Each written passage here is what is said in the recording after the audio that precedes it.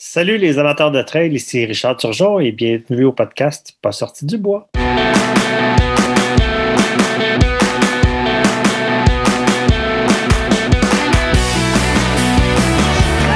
messieurs, votre gagnant, c'est 110 km!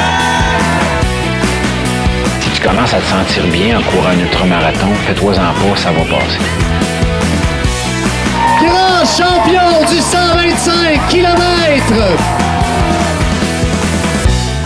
Encore une fois cette semaine, l'épisode est présenté par NAC. C'est plus un secret pour personne, NAC est en train de changer la game en frais de nutrition pour les athlètes d'endurance. Que ce soit avec leur barre Ultra Énergie qui ont le parfait ratio 4 grammes de glucides pour 1 gramme de protéines ou leur poudre Ultra Recovery qui fait maintenant partie de ma routine d'après-course, NAC offre une gamme complète de produits faits pour toi.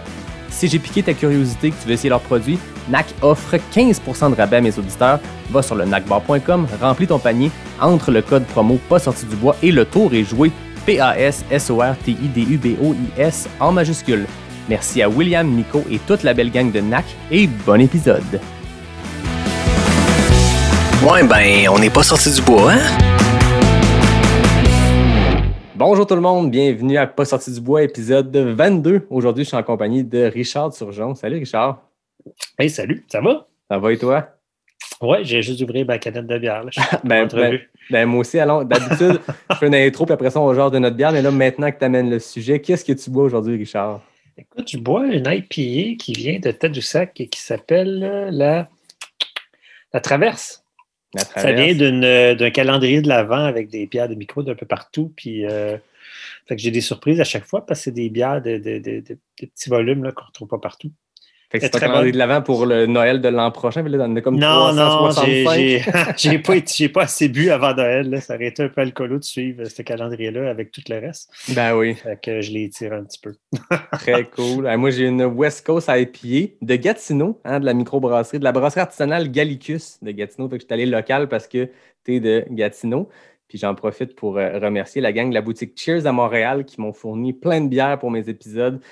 Donc, ceux qui ne connaissent pas les boutiques Cheers, c'est pour les gens de Montréal. C'est un dépanneur à bière avec une sélection gigantesque de bières de micro québécoises. Mais en plus, ils livrent chez vous quand vous commandez avant 16 heures. Donc, checkez ça, les gens de Montréal. Boutique Cheers. Je suis un peu jaloux qu'on n'ait pas ça à Québec, mais on ne sait jamais. Ben écoute, je te relance parce que la mienne, elle vient de chez Le Décapsuleur, qui est une boutique de bière de micro aussi à Montréal. Là. Yes! on fait des on a des bonnes connexions. Exactement, bon. On voit nos priorités. Ouais, c'est ça. Ben, cheers, Richard. Mm-hmm. Santé. Avec Richard Turgeon, je pense que tu es bien connu dans le domaine, dans le monde du trail au Québec. Tu as un parcours. En fait, quand je me suis mis à chercher un peu ou à lire sur toi, je te le dis en intro, je ne prépare pas mes entrevues, mais je m'imprègne un peu du parcours des gens. Je vais lire là-dessus, je me remplis la tête, puis j'essaie de plugger ça à mesure qu'on jase. Mais j'ai fait OK, wow, ce gars-là a comme une bucket list de courses. J'en ai une écrite ici dans mon bureau, là, ma bucket list de trail pour les 20 prochaines années. J'ai l'impression que ton parcours, c'est une bucket list. On aura l'occasion de parler de ce bel enchaînement-là. Mais je tenais quand même à plugger, avant qu'on commence, ton gars, Zach, parce que je te connais, mais on ne se connaît pas, on ne s'est jamais rencontrés, mais je connais ton fils qui est un réalisateur à Québec. Puis une couple d'années, on était sur un tournage ensemble. Moi, je travaille pour Ubisoft, il travaille pour la raffinerie. Puis on travaille beaucoup ensemble, les deux entreprises, puis beaucoup avec Zach. Puis maintenant, on jase. C'était un tournage, c'est long. C'est des journées qui s'étirent. Puis là, tu jases. On jasait de ski de plein air. On bandait sur plein de sujets. Puis à un moment donné, je parle de trail. Puis il me dit « mon père fait un peu de trail. OK, c'est qui ton père, Richard Turgeon? » Je ne connais pas. À ce moment-là, je commençais en trail. Puis je ne savais pas été qui. Puis il me dit « il commençait par Salomon. Puis il fait de l'UTMB. Puis Western Side. » Je fais « OK, il ne fait pas un peu de trail. » Et finalement, avec le temps, j'ai su qui était Richard. Puis je t'ai connu comme ça via ton fils Zach qu'on salue. Puis je tiens à le plugger parce que on est tout près du festival de films de montagne de Banff. Ceux qui ne connaissent pas ça, c'est des documentaires de plein air, d'aventure. Puis Zach, avec son film Far Far East, va être de la sélection officielle. Puis c'est très rare que des films québécois se rendent à la sélection officielle. Puis ça promet comme film. Donc, je tenais à le dire, les gens de Québec, les gens de Montréal, les gens de partout. Cette année, c'est en édition virtuelle. Puis c'est facile de s'inscrire. Vous avez jusqu'au 31 janvier, je pense, pour acheter votre passe puis visionner les films. Au moment où cet épisode-là va sortir, vous allez avoir encore le temps. Fait que ceux qui ne connaissent pas ça ou ceux qui ont oublié cette année de vous inscrire, c'est le temps de le faire.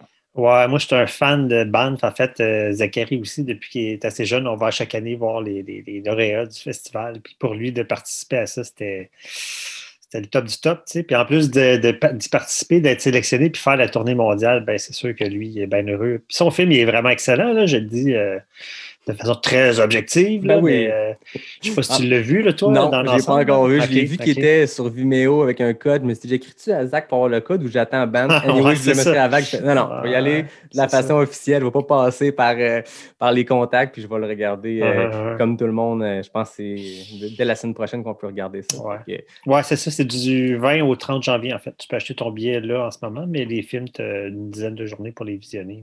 donc voilà, avant de parler de Richard, on parlait de son fils, Zach, qui je tenais à faire la plug parce que ceux qui ne connaissent pas le Festival de Banff, c'est toujours une belle opportunité de se donner des idées d'aventure ou de s'inspirer ou de se craquer pour se lancer dans des patentes. Puis je pense qu'on est bons, les coureurs d'ultra, pour se lancer dans des aventures pas possibles. Puis des fois, on bounce sur les idées des autres et on se ramasse à faire des folies, mais je pense que Banff, c'est une bonne place pour s'inspirer. Dire oui avant de savoir ce que c'est. Exact. Donc, Richard, parle-moi un peu de toi pour les gens qui te connaîtraient un peu moins ou pour ceux qui te connaissent mais qui ne savent pas tout. Parle-moi de ton parcours. Qu'est-ce qui t'a mené à la course, à la trail, à la physiothérapie? Parle-moi de C'est ça. ça. Ben moi, j'ai le vénérable âge de 55 ans là, pour mettre les choses un petit peu en perspective. Là. J'ai toujours été assez actif. Là. J'ai fait ben, du sport. J'ai jamais été bon, vraiment bon dans rien, mais j'étais vraiment excellent dans rien, mais tu sais, j'étais un bon généraliste. Là. J'ai fait, mais la course à pied, ça a toujours été peut-être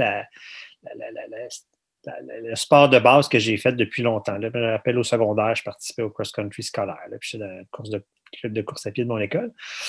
Mais fait que j'ai fait une couple de marathons sur route. Après ça, j'ai fait des triathlons. J'ai fait deux Ironman. J'ai toujours trippé plein air aussi. Là, fait que j'ai fait bien des voyages en vélo pendant plusieurs mois là, en Europe, en Amérique latine, tout ça. Puis la trail, j'ai découvert ça dans un voyage en Europe, justement avec Zach puis mes autres enfants. On a 3 garçons, moi puis ma blonde. Puis on est allé à Chamonix pendant la semaine de l'UTMB. J'avais aucune idée c'était quoi l'UTMB. Je ne connaissais pas ce milieu-là, tu sais, même si j'étais sportif.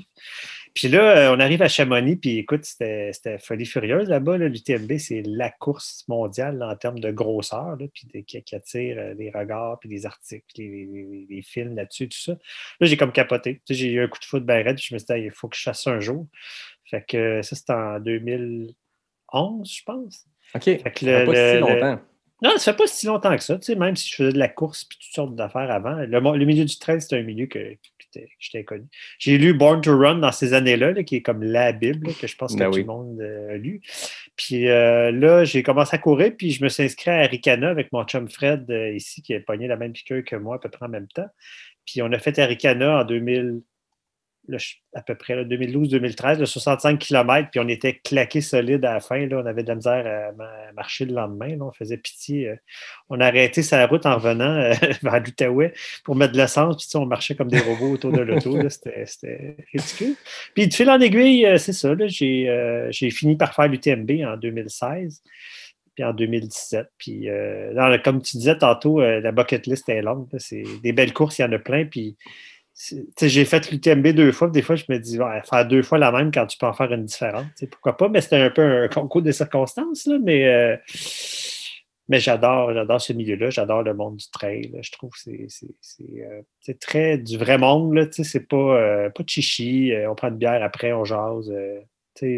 L'athlète d'élite puis le débutant, tout le monde se parle. J'aime vraiment ça. J'aime les montagnes aussi, j'aime les grands espaces, j'aime voyager. Ça rejoint un peu tout ça là, de faire du trail.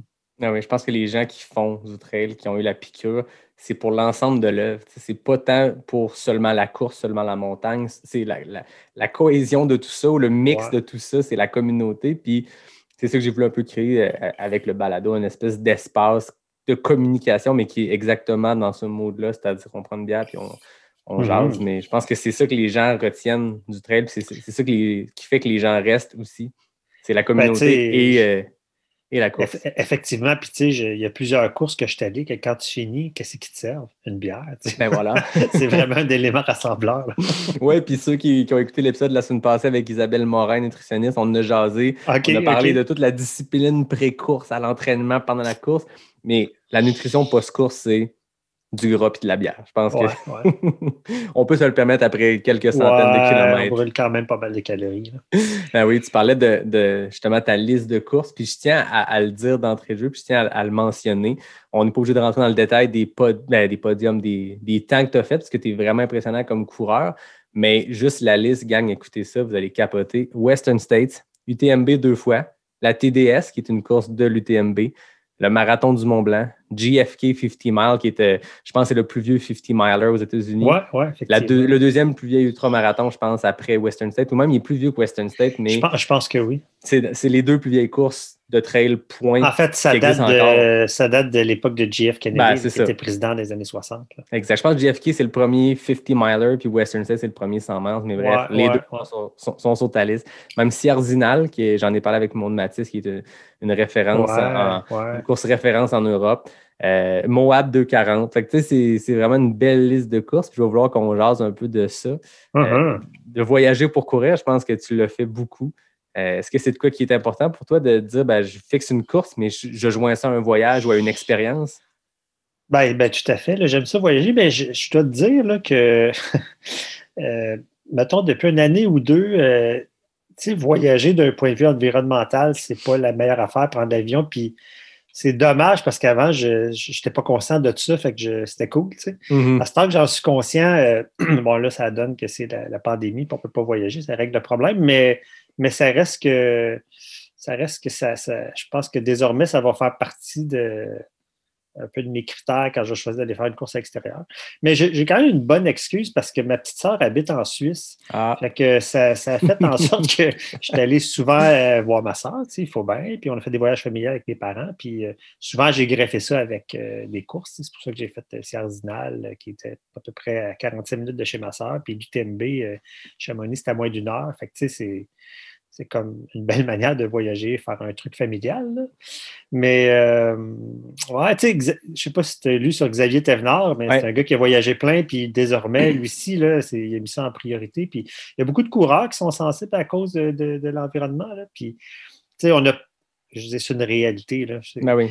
Moi, exemple, là, je fais du vélo à tous les jours pour aller travailler parce que j'aime ça, entre autres. Mais je fais ça 12 mois par année, là, mais en prenant l'avion une fois pour aller en Europe, je viens d'annihiler d'une shot tout le CO2 que je n'ai pas produit en prenant pas mon auto. Fait que c'est ça.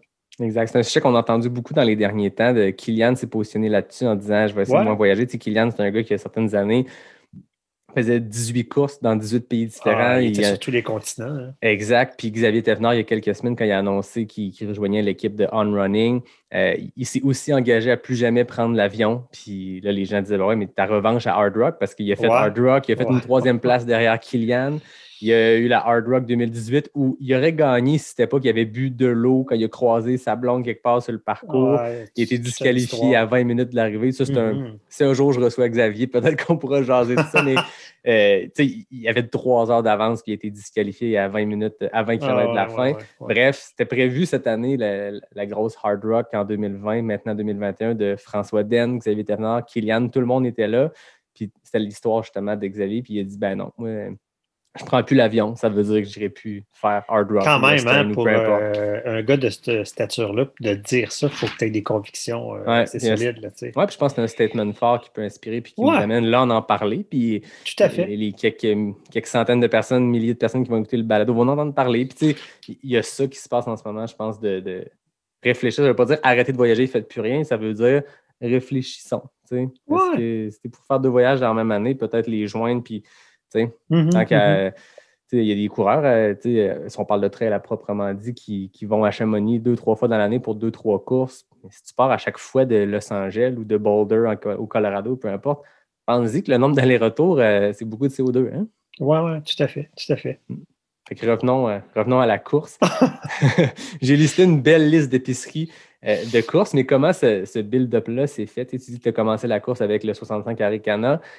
Tu avais quand même un background d'endurance, de ce que je comprends, avec tes voyages de vélo et tout. Tu avais un bon cardio, un bon fond d'endurance.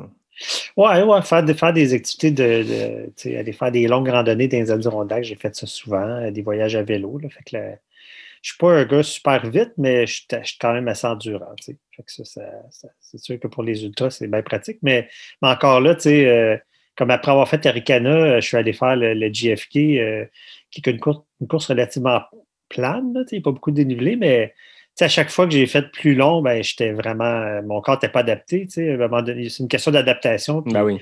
Quand, tu le sais toi aussi, quand tu es rendu que si tu montes les échelons petit à petit, puis tu viens à faire des 100 000, ben, aller courir 50 km le samedi, ça ne devient plus aussi difficile là, sur le squelette, la musculature, etc., le mental. Ben oui. Le corps s'adapte, en fait. Ça rejoint un peu mon côté professionnel, là, mais c'est fou. C'est fou comment le corps s'adapte. C'est fascinant. Là. C'est un autre aspect que j'aime du trail, c'est d'être moi-même un genre de petit laboratoire à expérimenter des affaires. C'est ça, je l'ai dit rapidement au début, tu es physio et ostéo, fait que tu as une approche aussi, je suppose, physique et très pratico-pratique de ton expérience de trailer aussi. Puis est-ce qu'un fait de l'autre? Est-ce que, comme tu dis, tu as un petit laboratoire pour ça? Puis quand il y a le temps de parler à un client qui augmente trop vite les distances, tu peux dire, je l'ai fait. Pas une bonne idée. Ouais, écoute, je suis vraiment poche avec moi-même. Là. Je suis comme vraiment un cordonnier mal chaussé. Je pense que je suis très bon pour encadrer un athlète blessé, puis le coacher là-dedans, mais moi-même, là, je me gère pas bien. Fait que j'ai une amie qui est physio-ostéo, qui habite pas loin de chez nous, qui, elle, quand j'ai besoin de me faire évaluer, ben, elle me dit la même affaire que moi, je dirais à quelqu'un d'autre qui a la même blessure que moi, mais quand je me le fais dire par quelqu'un d'autre, ça rentre. Puis quand je me le dis moi-même, je suis vraiment en poche. mais c'est sûr que, tu sais, dans mon bureau, ben, parce que je connais bien du monde dans le monde du ski de fond, du vélo, de la course à pied dans mon coin, ben, j'ai une clientèle quand même qui s'apparente à ça. Fait que oui, ça un fait de l'autre. Là, tu sais. Puis j'ai un intérêt aussi pour tout ce qui touche les blessures à la course à pied, comment gérer ça. J'ai aussi étudié en activité physique là, avant d'être physio. Fait que, j'ai un background en physiologie de l'exercice. Je fais des cours de coaching, tout ça. Fait que tout ça se combine quand même. Là. Ben non, exactement. Puis je pense que même si tu dis que tu es coordonné mal chaussé, ça demeure que quand tu files une blessure, quand tu files un début de bobo, tu vas être capable de te dire ouais, je vais peut-être slacker ou je vais. Pas tant que ça. Pas assez. J'aimerais ça te dire oui, là, mais bon. Par contre, je regarde ta liste qu'on parlait tantôt, je vois pas de DNF à travers ça. Est-ce que ça t'est arrivé ou c'est juste que mes sources sont mauvaises?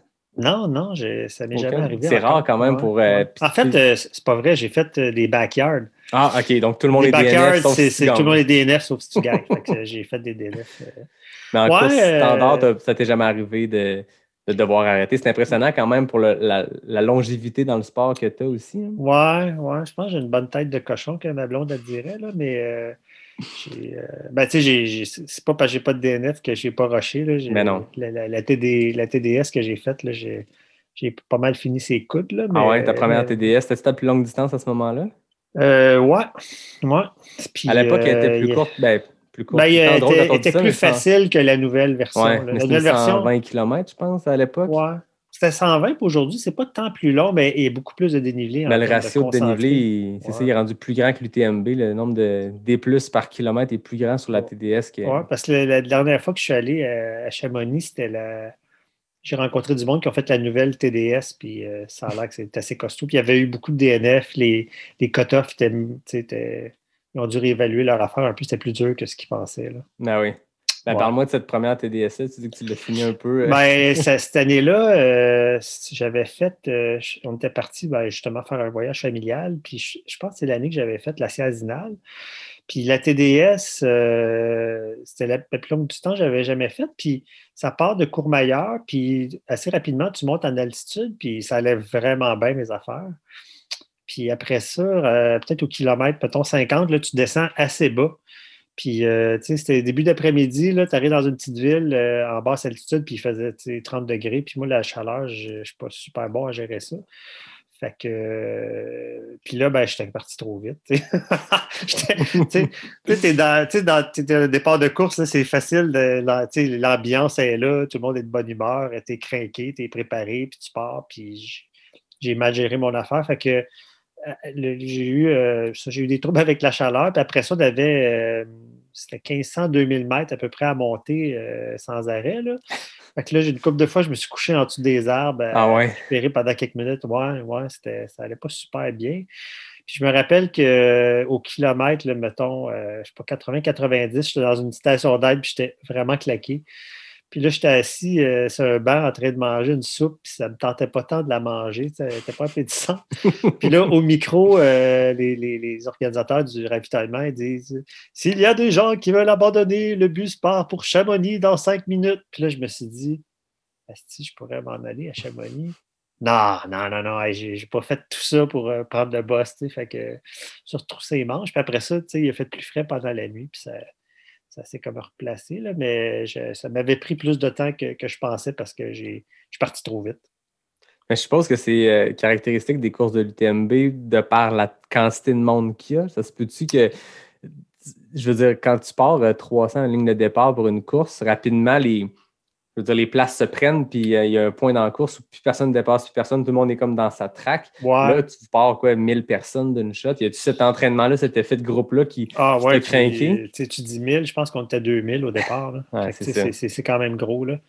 Fait que, mais c'est ça, c'est de l'apprentissage. Là, dans le fond, je suis parti trop vite, puis après ça, je m'en suis rappelé que j'étais parti trop vite. Puis, dans le fond, l'année d'après, j'ai fait l'UTMB, puis l'autre année d'après, j'ai refait l'UTMB.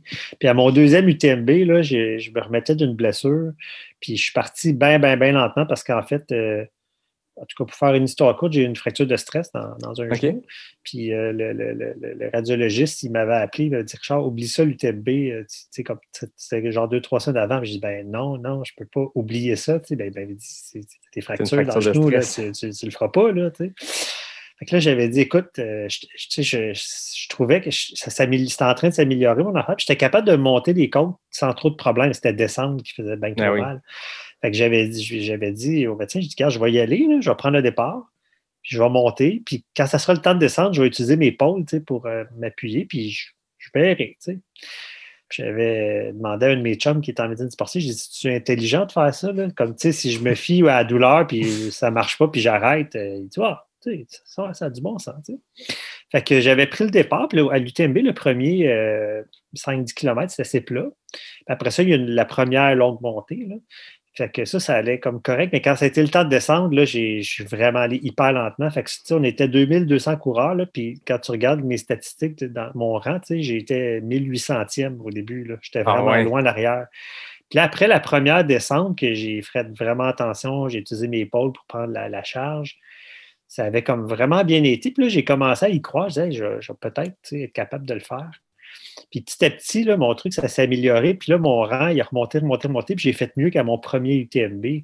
Parce que je vois ça beaucoup 34 plus lentement. Heures. Ceux qui connaissent l'UTMB, 34 heures, c'est un solide chrono. Hein. Ouais, puis l'année d'avant, j'avais fait 37,5. Fait que, c'est quand même significatif comme amélioration parce que j'étais parti plus lentement. Je disais, wow, c'est...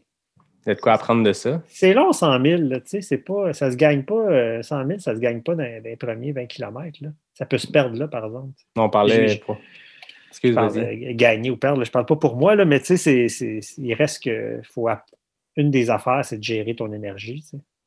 Non, c'est ça. L'affaire, d'avoir du succès là-dedans. Là.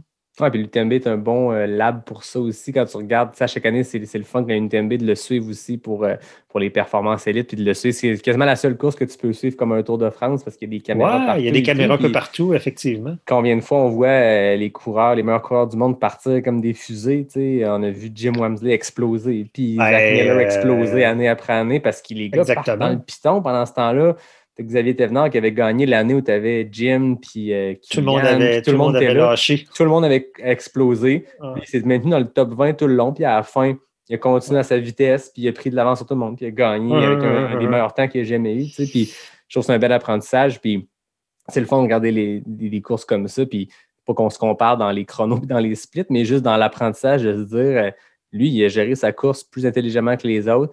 il s'est pas laissé emporter par la gang qui sont partis comme des fusées. Il les a laissés partir, puis il a espéré qu'ils plantent, puis c'est exactement ça qui est arrivé. Mais tu sais, des gars comme Jim Wamsley, c'est ça, c'est soit qu'il fait une performance incroyable ou bien il finit pas, tu sais. Il prend des risques, c'est ça, il prend des risques, puis ça donne ce que ça donne. Mais quand il réussit, il torche, tu sais. Ah, c'est ça. J'en parlais avec Anne Champagne à l'épisode où je l'ai reçu, puis je la comparais. Je disais, t'es la Jim Wamsley du Québec. Anne, c'est un peu ça aussi. Elle a un peu cette approche-là aussi quand elle court. Ah ouais, puis c'est super honorable comme approche. Je pense qu'il y en a pour tous les goûts dans les types de stratégies, mais elle aussi, c'est all-in ou all-out, puis quand ça va, ben, elle fracasse le record du parcours, puis elle finit dans le top 5 au scratch devant tous les hommes, puis quand ça va moins bien, mais c'est une stratégie comme une autre. Tout à fait.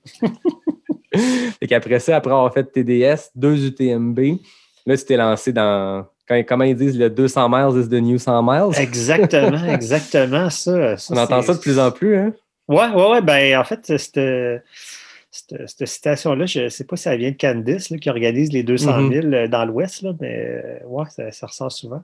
Ben, écoute, c'est fou comment tu regardes, mettons, dans les 10 dernières années, l'évolution du trail au Québec et sa planète. Il y a de plus en plus de courses. Les distances se rallongent, comme ça devient. Il y a tout le temps quelqu'un qui a une idée. Hey, on va faire quelque chose d'encore plus tough, tu sais. Puis qui dit nous autres, on embarque là-dedans. Là. Ben, c'est ça, c'est qu'il y a du monde. C'est pas juste que l'idée est là, c'est qu'il y a des Richard Turgeon et d'autres qui font. Bonne idée, ça, on va l'essayer. Je vais l'essayer, pourquoi pas, tu sais. Fait que, puis toi, en plus, tu t'es dit, il y a des nouveaux 200 miles au stage, je vais aller choisir le plus brutal des trois, le plus long. Je te dirais qu'on a une belle petite gang dans l'Outaouais, qu'on se craint qu'un l'autre. Fait que ça, on a une belle dynamique, une belle chimie. Fait que c'est sûr qu'on s'excite facilement à pas grand-chose. Puis cette excitation-là, quand on s'en parle, elle se multiplie, tu sais.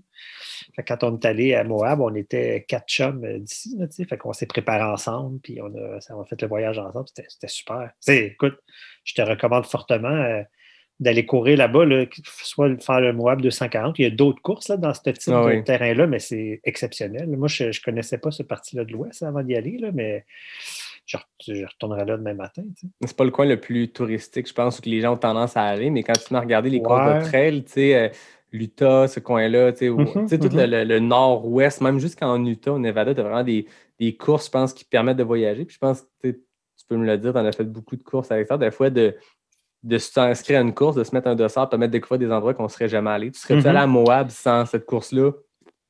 Tu sais, comme il y a à Salt Lake City, en Utah, il y a un 100 000. Le nom m'échappe, là, mais ça fait partie du... comment qu'elle s'appelle, la course? En tout cas, c'est un 100 000 qui a lieu en septembre. Là. Okay. Puis les gens que je connais qui sont allés m'ont dit que c'est vraiment très, très semblable à l'UTMB en termes de parcours, de difficulté, ouais. Fait que, tu sais, l'Utah, en fait, c'est hyper spectaculaire parce que quand on est allé, moi puis Benoît Letourneau, on était arrivés par Denver en avion, puis on s'était loin un petit camper puis, pour se rendre à Moab. Fait qu'on a traversé des parcs nationaux, tu sais, c'était des arches, des grosses arches de pierre orange. Là, c'est spectaculaire au bout. Là. Alors, la course superbe là, de Denver. Vous avez fait de Denver jusqu'à Moab? Ouais, après, on a fait notre pèlerinage. On est allé à Silverton. Ah ouais, ben oui. C'était la Hard Rock. C'est drôle parce que quand on est rentré dans Silverton, qui est un petit village très cow-boy, là, on cherchait la roche, tu sais, puis on l'a trouvé de suite. Oui, il y avait dans un parc, je pense, dans le reste de l'année, c'est ça? Oui, c'est parce que la course à lui, ils mettent la roche sur la rue principale, mais tu sais, c'est une rue principale avec des rues transversales. Là, c'est pas grand, là, il y a, je sais pas, 2000 habitants. Fait que là, on était sur la rue principale, puis on regardait les rues à gauche, à droite, puis à un moment donné, paf, à gauche, s'il y avait la roche. Fait qu'on était allé la voir, on s'est pris en photo. On ne l'a pas embrassé parce qu'on ne voulait pas se jinxer, là, tu sais. Ah, c'est ça. Mais c'est sûr que la Hard Rock, ça, on parlait de bucket list tantôt, ça, c'est pas mal en haut de ma liste. Là. Ceux qui connaissent moins, qui nous écoutent, on parle beaucoup quand on parle des gros ultras dans le monde aux États-Unis, tu sais, Western revient beaucoup, mais je pense dans les puristes du trail, puis dans le monde du trail, tous ceux qui ont fait Hard Rock le disent, je veux dire, tu regardes les chronos des gagnants, tu regardes les chronos du mid-pack, c'est le même profil que l'UTMB puis la Diagonale des Fous, puis ça se gagne en des fois 28 heures. C'est une course... Ouais. C'est le même profil, mais c'est 1000 mètres plus haut. Tu sais, c'est ça se passe en altitude tout le long. Tu es dans les 14ers qui appellent les montagnes de plus de 14 000 pieds, mais Hard Rock, ceux qui connaissent moins, allez taper ça sur YouTube. Si vous pensez que vous connaissez le trail puis vous ne connaissez pas Hard Rock, allez écouter ça. Si vous allez tomber en amour, je pense. C'est une course épique. Là. Ça semble un rêve. Toi, est-ce que ton nom est dans le chapeau année après année? Ouais, mais c'est bien difficile de rentrer parce que Hard Rock, ils prennent 105, juste pour les gens qui ne connaissent pas, ils prennent 150 coureurs par par année. Puis de ces 150 coureurs-là, les organisateurs ont choisi d'avoir un mix de nouveaux et d'anciens. Fait qu'il y a 3 groupes de 50, puis il y a seulement il y a un groupe de 50, c'est des nouveaux qui ne l'ont jamais fait. L'autre groupe, c'est des gens qui l'ont fait 5 fois et plus, puis l'autre groupe, c'est entre 1 et 5.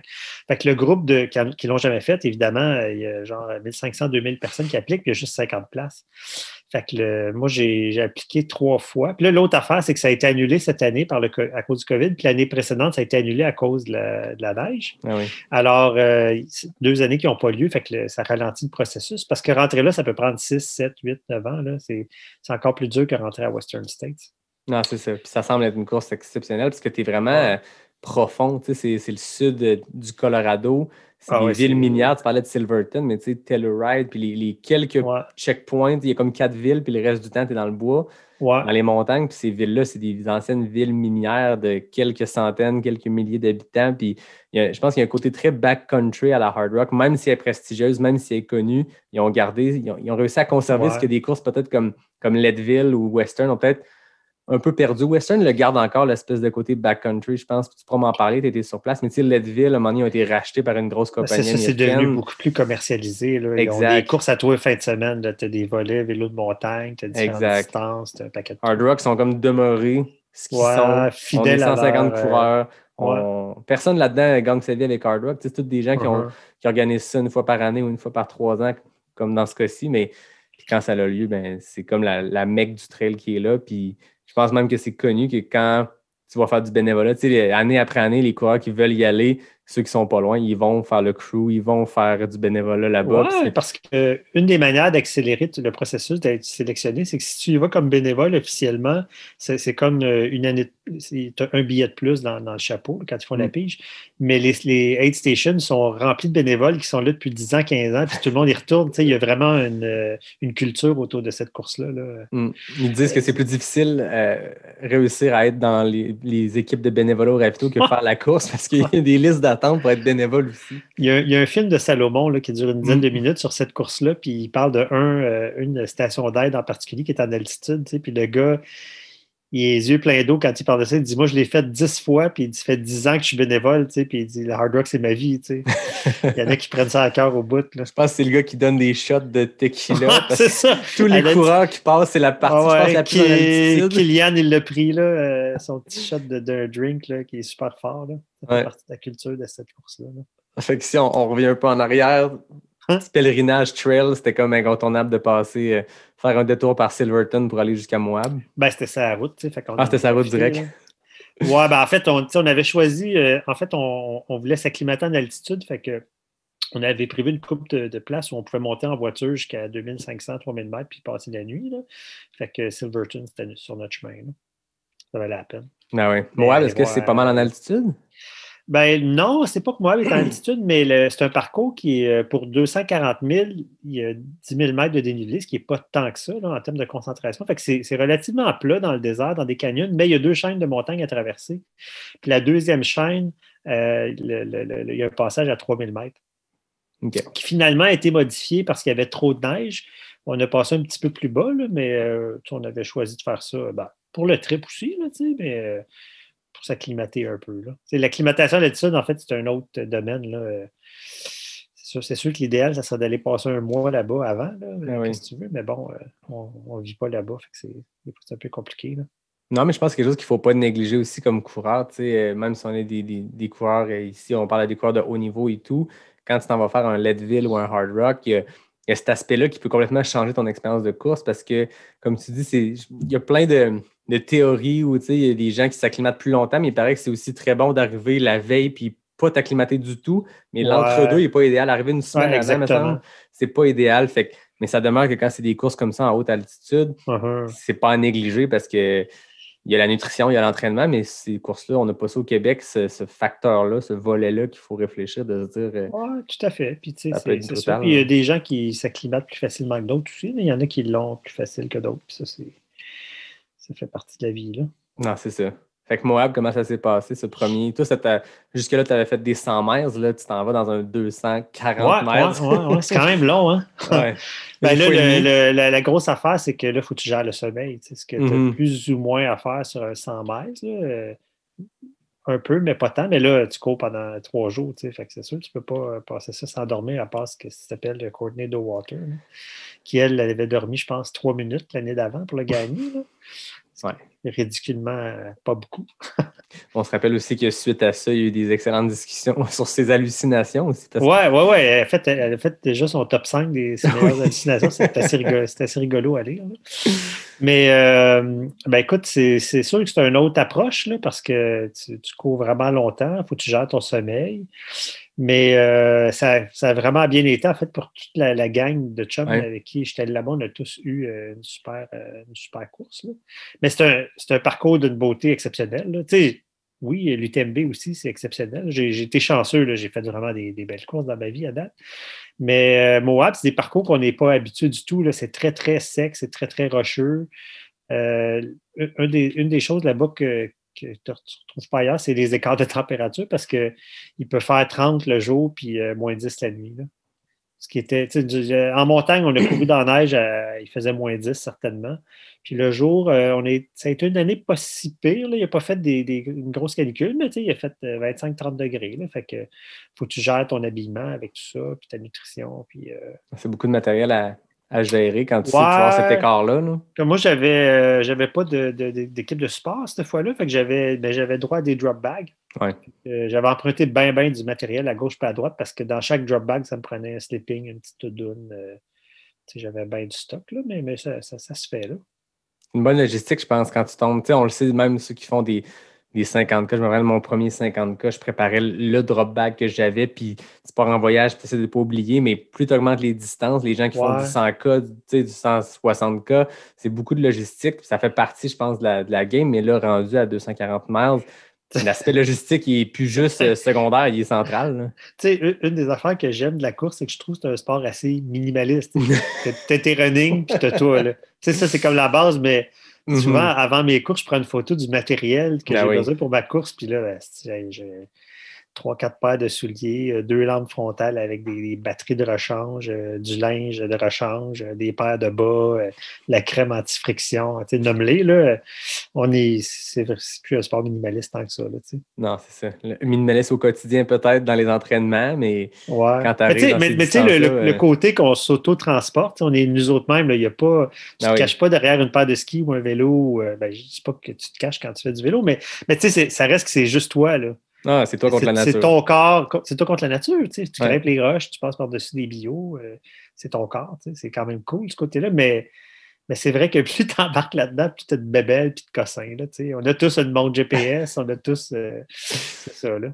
Ah non, mais je pense que j'aime ce que tu dis, l'aspect qu'on est justement contre la nature, qu'on ne se cache pas derrière la technologie autre que la technologie qu'ils mettent dans nos espadrilles et dans nos lampes frontales, mais ça demeure que j'ai l'impression que c'est un peu un retour à ce que nos ancêtres faisaient. Tu sais, quand tu regardes, moi, ce qui m'avait marqué de Born to Run aussi, c'est ce qui est le fun. Au-delà de toute la mode minimaliste qui a suivi de ce livre-là, je pense même pas que c'était l'objectif. L'objectif, c'était de montrer que le corps était fait pour courir. Que ce soit nu-pied ou qu'un espadrille, on s'en fout. Il y a des modes là-dedans, puis c'est correct. Mais le livre Born to Run dit exactement ça. Exactement. Comment une fois, on se fait dire hey, ça doit être mauvais pour tes genoux.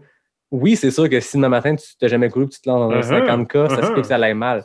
Mais si tu progresses intelligemment, le corps humain, l'arche du pied, les articulations sont faites pour courir d'extrême distance. On va s'adapter, c'est l'histoire de l'humanité. Là. C'est ça on est le mammifère le plus endurant.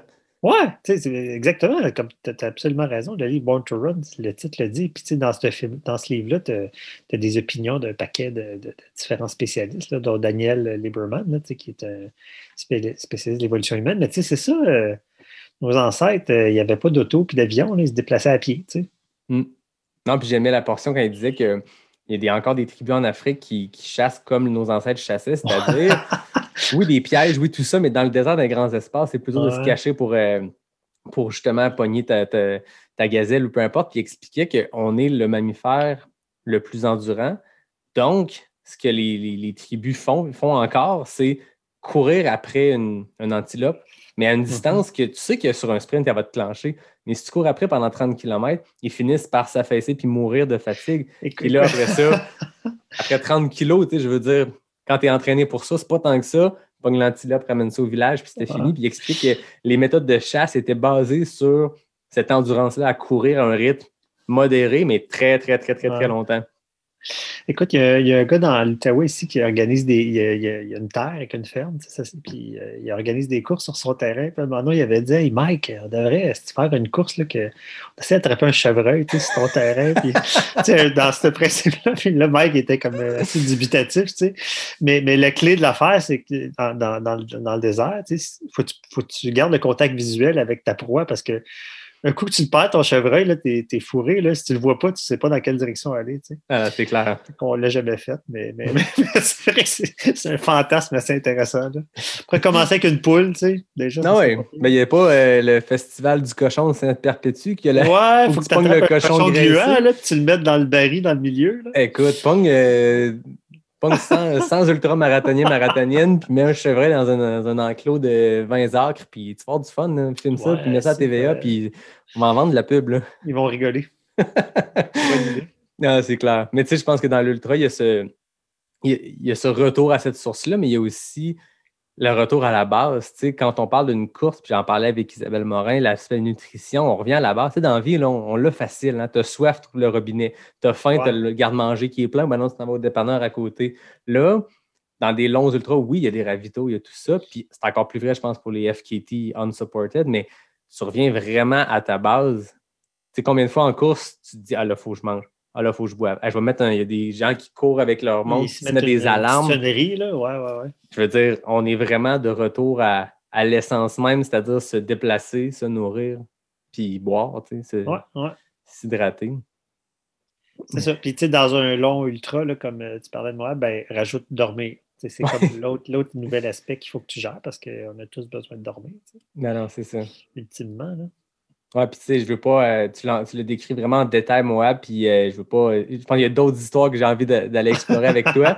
Mais si vous écoutez ça, allez regarder sur Ravito Trail. Tapez Richard Turgeon, Ravito Trail, le blog de Distance Plus. Tu as fait un super texte sur ton expérience à Western, à Moab, puis c'est vraiment intéressant de voir. C'est le fun. Ta plume est intéressante. C'est pas un récit de course. Le texte de Moab, c'est un résumé de. C'est moi qui ai écrit l'article, mais tu sais, mes chums avec qui j'étais, on a mis ensemble nos idées. Là, OK, c'est collaboratif. En fait, je leur ai fait lire ce que j'avais écrit, puis je dis, ça vous va-tu? Puis il y a des éléments à rajouter parce qu'on a chacun eu des petits. Justement, Eric, il avait eu une hallucination. À un moment donné, un gros canard sur le bord de la traîne qui l'encourageait, tu sais. Ça fait partie de l'histoire.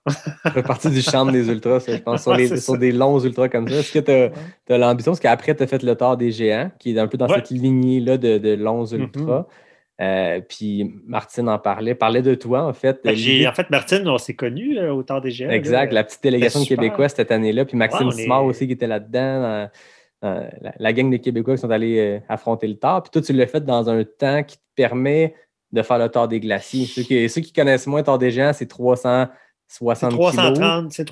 km officiellement, là, parce que les chiffres sont un peu différents sur les montres. Officieusement, c'est peut-être différent. Oui, mais c'est 330 km avec 25 000 mètres de dénivelé. Puis là, ils ont parti une nouvelle course. L'année qu'on était là, en 2019, c'était le 10e anniversaire du Tour. Fait qu'ils ont parti le Tour des Glaciers, qui est 450 km avec... c'est des chiffres qui ont l'air ridicules. 32 000 mètres de D+. Ouais, c'est ça. Puis ils prenaient 100 personnes la première année. Puis pour s'inscrire, pour participer à la pige, il fallait avoir déjà complété le Tour des Géants en moins de 130 heures. Puis il y avait un Canadien, c'était Alex Genois. Oui, le plus jeune, je pense, qui était là aussi. Écoute, Alex a fait le Tour des Géants. Il y avait en 22, 23 ans. C'est ça. Déjà, je parlais avec Maxime Simard, qui est un des plus jeunes sur la ligne de départ quand il a fait le Tour avec Martine et tout. Mais Alexandre, c'est encore plus jeune que ça. Puis il était le plus jeune aussi à faire le Tour des Glaciers. Toi, maintenant que tu as fait le Tour des Géants en, laisse-moi checker mes notes, 106 heures, tu es facilement sous les 130 heures. Facilement, peut-être pas. Est-ce que c'est prévu le Tour des Glaciers à ton calendrier? Oh, je pense que je t'ai perdu, Richard.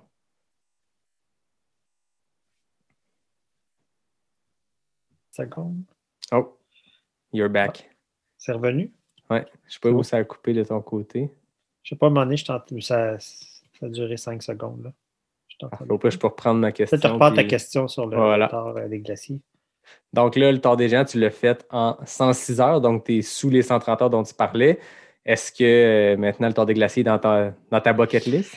Ben oui, puis en fait, quand on a entendu parler du Tour des Glaciers, là, on s'inscrivait au Tour des Géants, mais nous autres, on voulait faire le Tour des Glaciers parce qu'on trouvait tant qu'à y aller, tu sais, c'est go big or go home, là, Ben oui. comme on dit. Mais on ne pouvait pas s'inscrire parce qu'il y avait des paramètres d'inscription. Fait qu'on a fait le Tour des Géants, mais c'était pas par dépit, là, tu sais, c'était super le Tour des Géants. Mais c'est sûr que je veux faire le Tour des Glaciers, puis je me suis pas inscrit l'année passée parce que, bon, c'est un peu comme je te disais tantôt, là, j'ai fait beaucoup de voyages, j'essaie de réduire. Fait que j'étais allé au Tour des Géants, je me disais, je vais me donner peut-être une autre année de répit, mais finalement, l'année passée, ça a été annulé. Fait que ça n'a pas eu lieu, mais puis là, on ne sait pas en 2021 qu'est-ce qu'il va donner du course-là, mais oui, c'est sûr que. Puis là, ben, tu sais, mes amis avec qui je fais de la course ici, on est tous qualifiés, on l'a tous fait en bas de 130 heures, tu sais. Puis il n'y a jamais aucun Canadien qui a complété le Tour des Glaciers encore. Fait qu'on aimerait ça être le premier. Tu sais. Les 4 premiers. Fait qu'on veut tous le faire, là, mais. Tu en parles depuis tantôt, tes 3 compatriotes, tes Dalton que tu décrivais dans ton article sur le blog. Nommons-les juste pour qu'ils se reconnaissent. Ben en fait, il y a une petite. À Moab, il y avait Éric Deshaies, Benoît Letourneau, moi-même, puis Richard McDonald. Puis au Tour des Géants, Richard n'est pas venu, mais je pense qu'il le regrette encore aujourd'hui. Il veut y aller. Puis Guy Doiron, qui joue à nous autres, qui est un gars avec qui on fait des courses aussi. Là. On les salue. Ouais, on les salue. Cheers. Mais là, vous êtes en Outaouais. À moins que je me trompe, je parlais souvent. Côté D+, comment on s'entraîne à faire du gros D+, en Outaouais? Ben, nous autres, on est chanceux. On a le parc de la Gatineau, là, qui est un parc qui n'a pas le statut de parc national, mais qui est un genre d'équivalent. Fait que c'est un beau terrain de jeu, puis le parc de la Gatineau, d'où j'habite, c'était à 400 mètres de ma maison. Fait que j'ai accès à des centaines de kilomètres de pistes, mais il n'y a pas du gros dénivelé. Là. Tu sais, quand tu as monté le vertical, mettons 130, 140 mètres, c'était pas mal fait le max. Fait que c'est sûr que pour aller faire des courses en Europe, puisque tu t'es démonté de 1000, 1500 mètres, ben, le plus proche qu'on a, c'est soit qu'on va dans les Adirondacks, là, on ne peut pas en ce moment à cause de la pandémie. Ouais. Dans les Adirondacks, tu peux facilement faire 1000 mètres d'une shot. Ah oui. Puis, la montée et la descente, ben, ça devient comme essentiel comme entraînement. Sinon, le Mont-Tremblant, c'est pas trop loin de chez nous. Là, c'est un petit peu moins de 2 heures, puis c'est 610, 120 mètres de dénivelé. Fait que ça aussi, on va là de temps à autre s'entraîner. Là. Sinon, les montagnes blanches aussi, mais là, les montagnes blanches, pour le monde de l'Estrie, comme Martine puis Danny, c'est pas pire, mais nous autres, c'est une méchante règle. Ah, c'est une bonne ride. Tandis que les Adirondacks, c'est peut-être 2h30, 2h45. Tu sais, à la limite, tu peux quasiment y aller aller-retour la même journée. Là, mais dans une année, on y va 4 fois, tu sais, puis on fait des week-ends de 2-3 jours. Puis il y a bien des options des Adirondacks. Là. Mais non, c'est ça que ça permet comme si de faire se préparer pour les courses européennes ou même américaines où des fois tu as 1500 mètres d'une shot, on ne peut pas faire ça au Québec. Là, je veux dire, le QMT, à un moment donné, à Québec, avait 1 kilomètre vertical. En Europe, 1 kilomètre vertical, c'est 1000 mètres d'une shot. Puis le vertical du QMT, il fallait que tu redescendes pendant pour aller rechercher 1000 mètres parce qu'il n'y a pas ça au Québec ou très peu en Gaspésie. En Gaspésie, j'avais fait l'Ultra Trail du Mont-Albert en Gaspésie. Puis il y avait le volet kilomètre vertical. Tu montais le Mont-Albert, mais c'était pas 1000 mètres, c'était 900, je pense. Ouais, c'est ça. Fait que t'as-tu fait la grande traversée, l'année qui a fait le 160? Oui, exactement. Ça a eu lieu une fois, là, justement, Guy Doiron l'avait fait aussi, puis moi, puis Benoît. Puis, ça, écoute, les Chic-Chocs, c'est un fichu de beau terrain de jeu aussi. Ouais. Là, c'est dommage que la course, c'était des problèmes avec les organisateurs là, qui ont coulé la course. Mais là, il y a des gens qui l'ont repris. Je ne suis pas allé depuis. Là. Non, ils ont fait une édition, je pense, l'Ultra Trail des Chic-Chocs. C'était supposé revenir 2020, puis je suppose que 2021, ça va revenir. On leur souhaite parce qu'ils ont un super terrain de jeu, je veux dire. Mais c'est spectaculaire au bout là, comme terrain. Là. C'est vraiment beau. Là. Mais ça représente des défis d'un point de vue organisationnel parce qu'il n'y a pas d'Internet. Tu n'as pas de connexion cellulaire. Là. Ça change la game au niveau de la logistique. Là. Aller chercher quelqu'un aussi, il n'y a pas beaucoup de chemin d'accès. Mais c'est très, très, très sauvage. C'est très beau. Ouais. Ah, puis Mathieu Blanchard m'en parlait. Elliott m'en parlait aussi. Mathieu, il a fait la traversée du Sentier des Appalaches. Ah oui. Ça, c'est un maudit beau challenge aussi. Exact. Puis c'est ça, c'est sauvage au max. Là, on est loin des single tracks bien tapés qu'on a partout ailleurs. C'est tough. Puis tu sais, l'année, en fait, que ça a eu lieu, là, tous les gens qui l'ont fait, c'est Jean-François Cochon, je pense qu'il l'avait gagné cette année-là. Tout le monde qui a fait l'UTMA, là, on a tous fait, il y en a plusieurs qui ont fait l'UTMB, qui est sensiblement la même distance et le même dénivelé, mais on a tous fait plus lent à l'UTMA qu'à l'UTMB. Ah, c'est... 110 sur le parcours. Là. Exactement. C'est pas facile. Là. Chaque kilomètre, tu travailles pour. Là. Ah non, c'est ça. Ça en dit long sur la technicité des sentiers puis l'aspect sauvage de la chose. Mais c'est ça. C'est vraiment un bel événement, je pense. Puis c'était le fun de voir que l'Ultra Trail des Chic-Chocs a repris le flambeau de cette gang-là. Oui, non, solide terrain de jeu. Ça méritait de reprendre puis cette course-là, là, c'est certain. Oui, deux beaux événements en Gaspésie. Ils sont rapprochés l'un l'autre. À la limite, quelqu'un peut se faire un genre de semaine choc, parce qu'ils sont souvent un après l'autre ou vraiment proches. Là, Gaspésia, qui est moins haut en dénivelé, mais Gaspésia, il y a de quoi de spécial qui se passait dans ces forêts-là, parce que les temps sont extrêmement longs pour un 100 miles qui a 4000 mètres de D+. Oui, mais... parce que le parcours, il suit surtout la côte. Hein, oui, mais c'est ça, c'est bouetteux. Tu sais, c'est tôt dans l'année, c'est une place qui a encore de la neige par question. Puis tu sais, Thomas Duhamel qui l'a gagné 3 ans consécutifs. C'est un solide coureur qui a fait des grosses performances sur d'autres courses. Puis tu te dis, ce gars-là, que ça prenne 24 heures pour un 100 mètres avec peu de D+, ça en dit long encore là sur la brutalité du parcours puis le nombre de DNF. Moi, j'étais là comme crew puis je voyais le monde sortir au ravito. Écoute, il y a un gars qui avait raconté un récit sur Ravito Trail qui s'est endormi dans la bouette, qui a failli s'évanouir. Puis c'est ça, je pense qu'il y a des cordes des fois parce que c'est pas parce que c'est si à pic, c'est juste parce que tu es en train de skier puis tu es avec tes espadrilles dans la boîte. Là. Ouais. Tu sais, il y a une année, j'étais allé faire le Arcana, le 120 km, puis Sébastien Chaigneault était là. Il faisait je pense qu'il faisait le 80 ou 65. Puis il y avait un gars de l'ITRA qui était là pour évaluer le parcours parce que dans ce temps-là, le Trail d'Arcana voulait faire partie du circuit de l'ITRA. Ouais. Puis j'avais parlé avec lui, il est allé voir le parcours, puis là, lui, il était vraiment décontenancé. Là, parce que, tu sais, quand tu es en Europe, ils disent qu'un parcours est technique, là, ça n'a rien à voir avec un parcours technique au Québec. Là. Souvent, en Europe, tu es au-dessus de la ligne des arbres, il n'y a pas de racines, il n'y a pas tant de bois. C'est eux autres, ce qu'ils appellent technique, c'est que c'est pentu, puis il y a du dénivelé. Ici, là, les roches glissantes, les racines, la boîte, là, puis là, les mouches. Ah oui.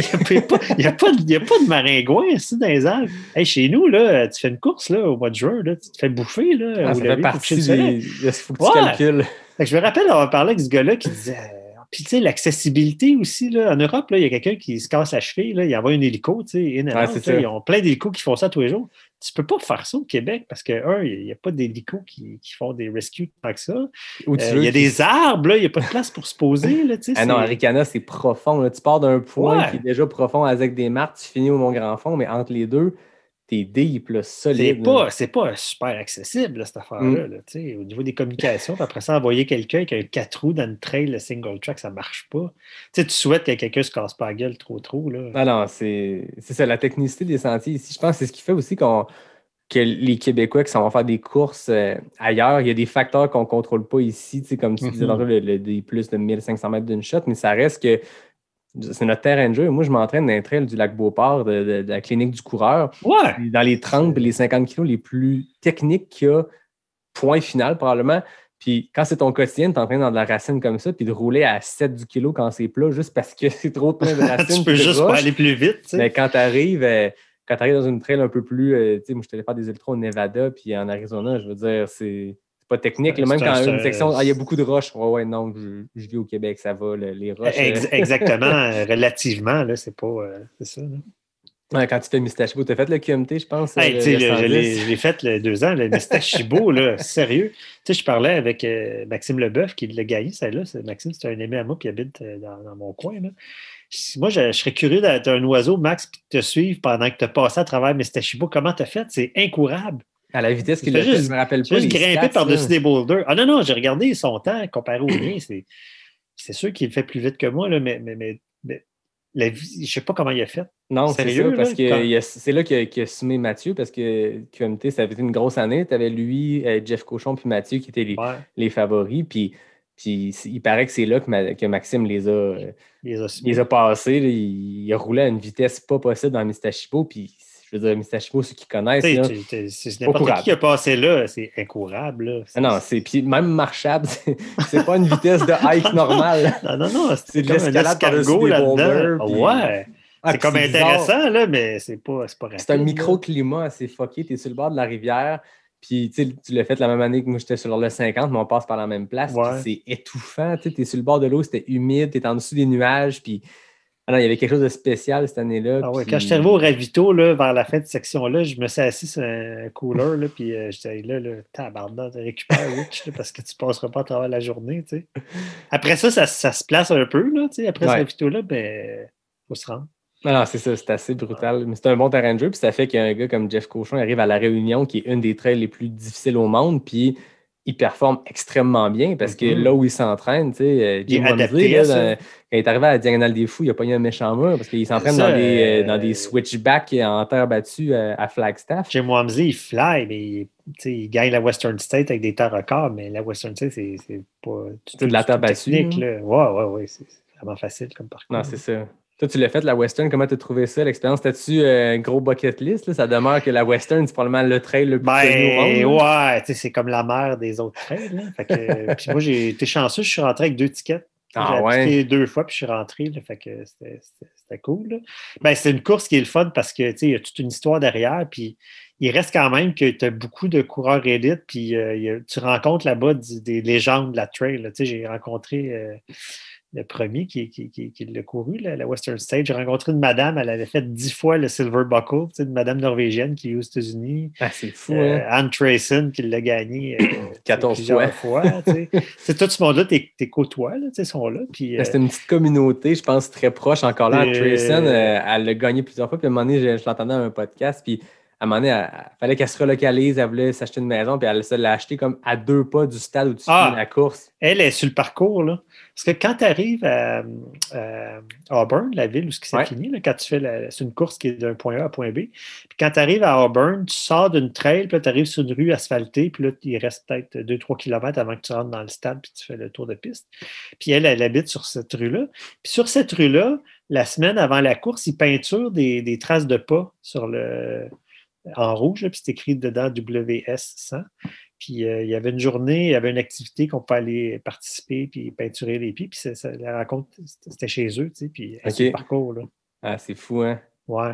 Fait que, tu sais, Auburn, c'est une assez petite ville, c'est une ville minière, tu sais, mais c'est ça, il y a du monde qui vit là. Puis cette ville-là, il y a des pancartes, là, à un moment donné, il y a un genre de trottoir avec des messages écrits dans le ciment, là, tu sais, puis il y a un hommage à Gord Hindley, qui est le premier à l'avoir fait. Puis eux autres, ils se sont déclarés la capitale mondiale de l'ultra-endurance, quelque chose comme ça, tu sais.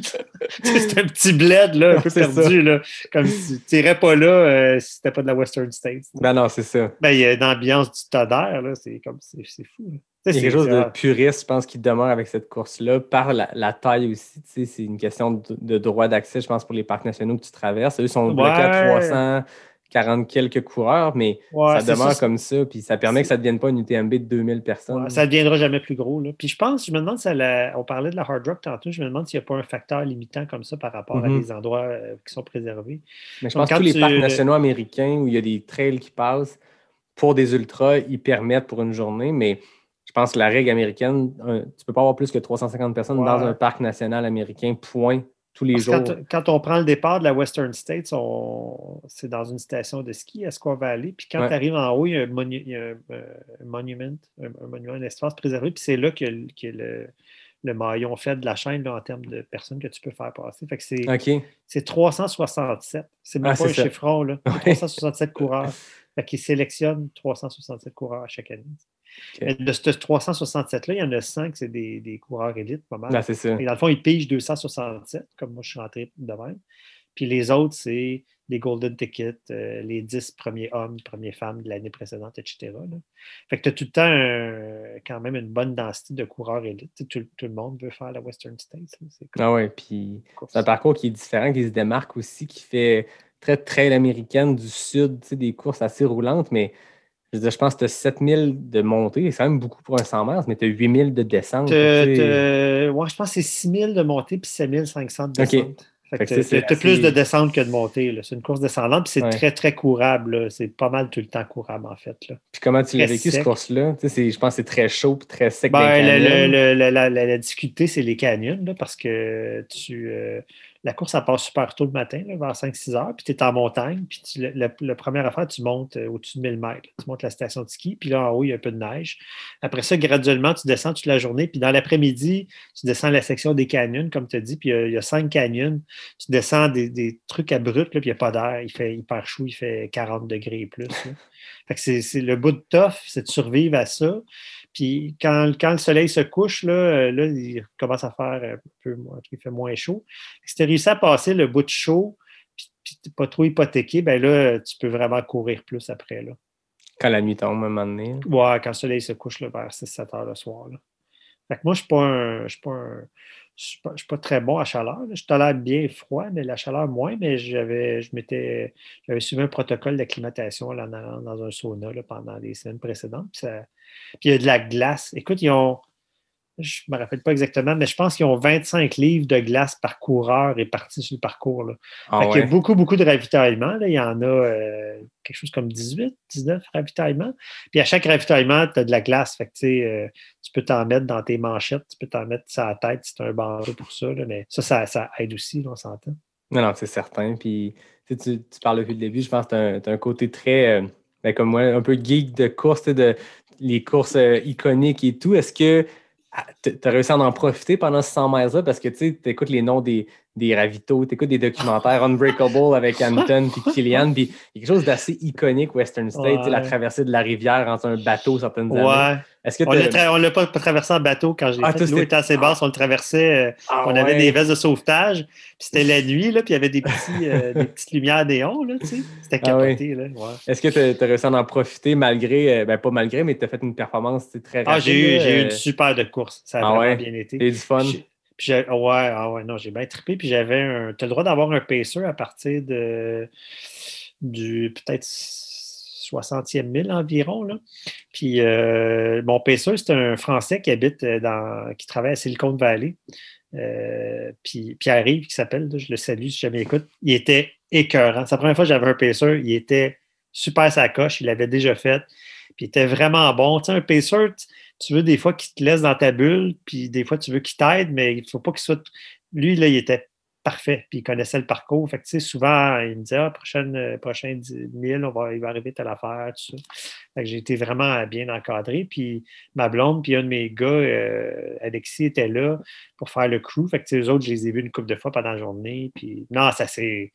Puis la chaleur, j'ai réussi à bien gérer. Là. Le sauna, ça a marché, la glace. J'ai parlé à Vincent Gauthier qui va y aller, là, qui était supposé le faire cette année, là, l'année prochaine, mais si jamais il y a du monde qui veulent la faire et qui ont besoin de des trucs, là, j'avais pas mal écouté toutes les vidéos qui se fait là-dessus, puis j'avais jasé avec du monde, puis ça a bien été parce que c'est gérer la chaleur, là, c'est ça l'élément clé de cette affaire-là. Là. Ah oui. Elliott Cardin, si tu écoutes ça, pas que Richard, si tu as des questions, mais Elliott aussi, il va cette année, puis je pense que...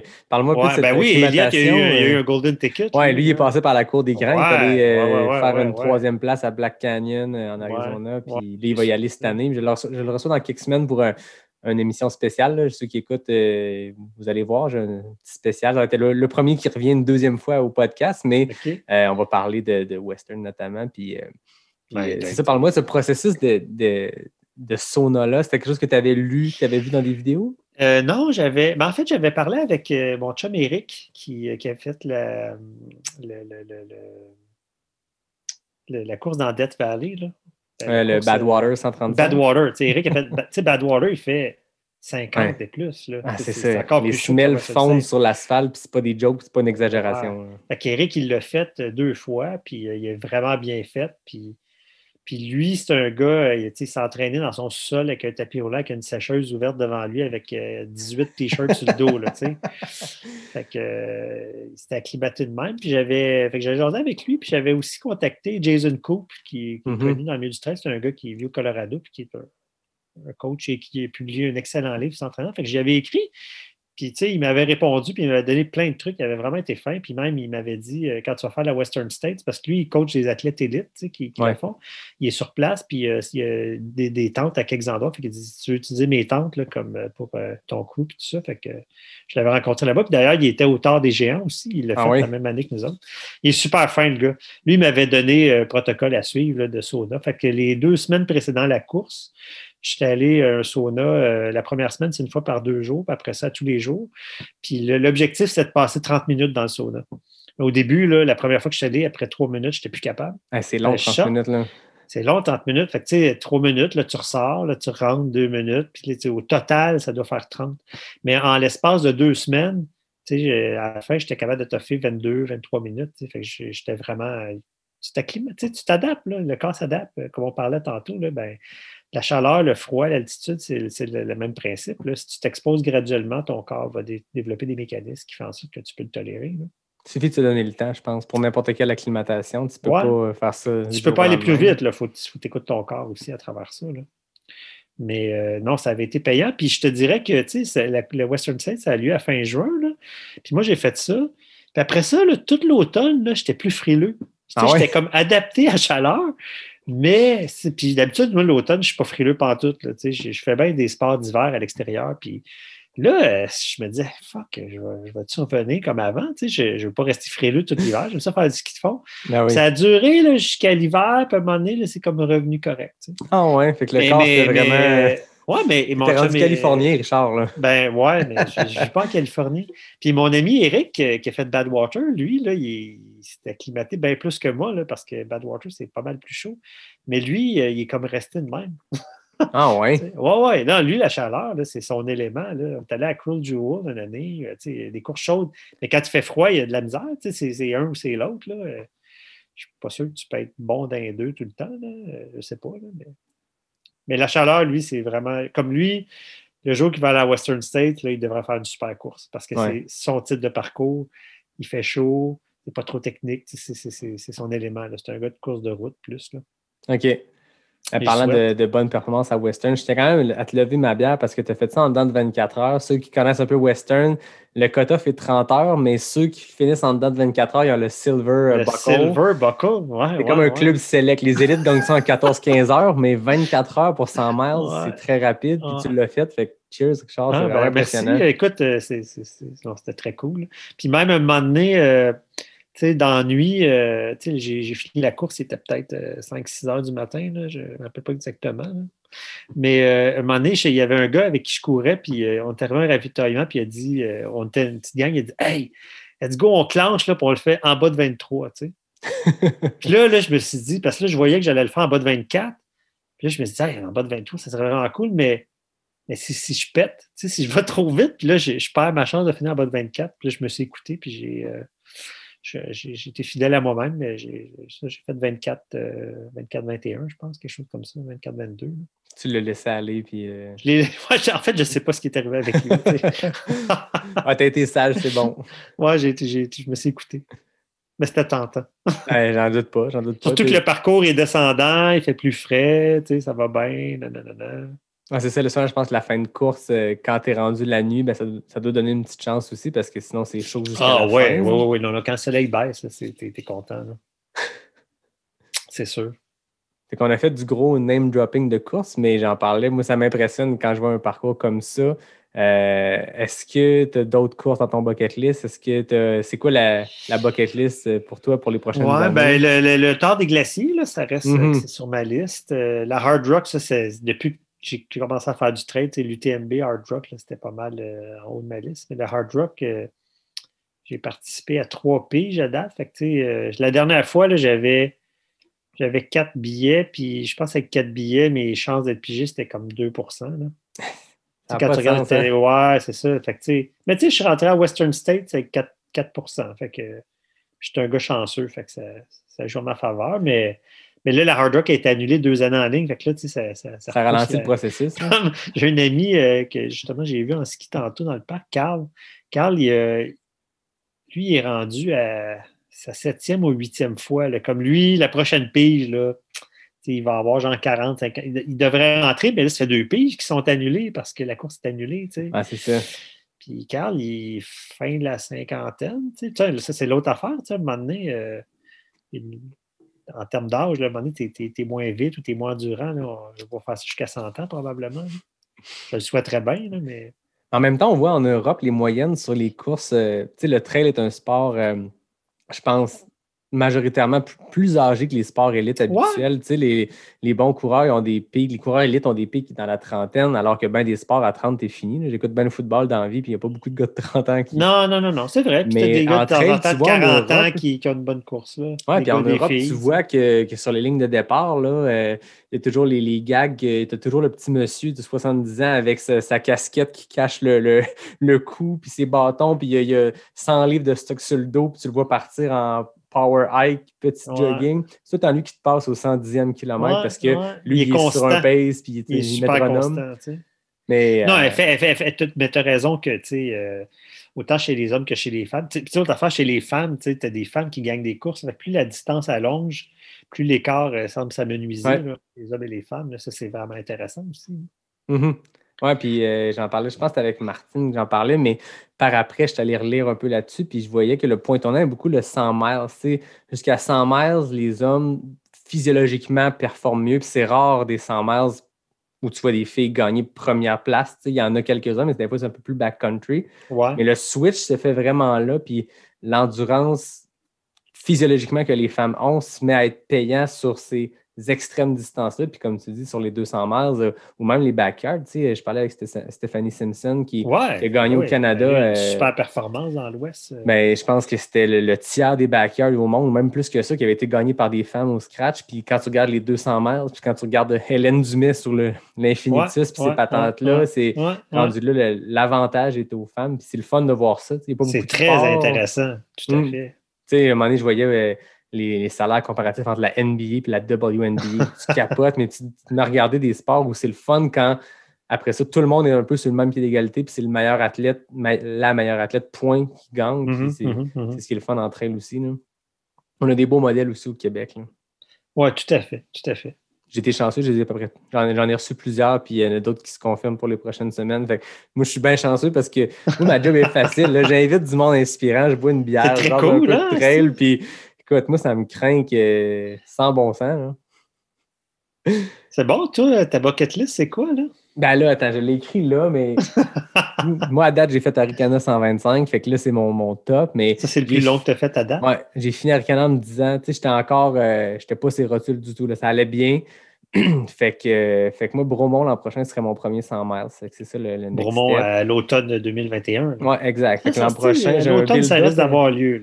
Oui, mais je pense que oui. Puis, si les courses ont lieu aussi, même début de l'été, j'ai un beau petit build-up avec Gaspésia, QMT, tout ça.